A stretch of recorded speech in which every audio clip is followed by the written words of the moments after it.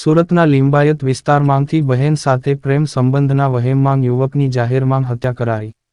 સુરતના લિંબાયત વિસ્તારમાં નુરાની મસ્જિદ પાસે બે સગા ભાઈઓએ મળીને ઘરની સામે જ રહેતા એક યુવકને બહેન સાથે પ્રેમ સંબંધના વહેમમાં યુવક ઉપર તીક્ષ્ણ હથિયારો વડે જીવલેણ હુમલો કરી મોતના ઘાટ ઉતારી દીધો અને બંને ભાઈઓ સ્થળ ઉપરથી ભાગી છૂટ્યા હતા.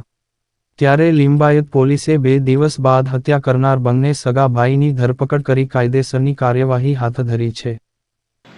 2 દિવસ પહેલા લિંબાયત પોલીસ સ્ટેશન વિસ્તારમાં નુરાની મસ્જિદ પાસે એક હત્યાનો બનાવ બન્યો હતો. આ બનાવમાં હકીકત એ મુજબ છે કે 2 વ્યક્તિઓ શહેબાઝ ખાન કાજી અને એનો એક નાનો ભાઈ, આ બંને જણા ત્યાં બેસી રહ્યા હતા.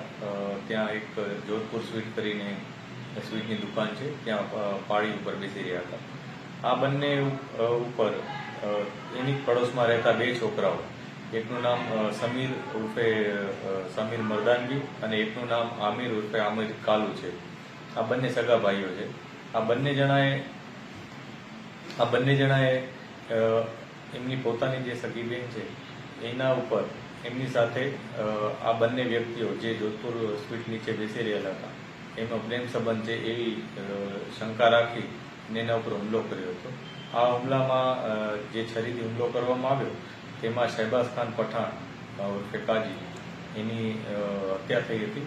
ત્યારબાદ પોલીસે આ બંને આરોપીઓને ધરપકડ કરી લીધી હતી અને ત્યારબાદ પોલીસે આરોપીને ધરપકડ બાદ એ લોકોના ફર્ધર પોલીસ કસ્ટડી મેળવ્યા હતા.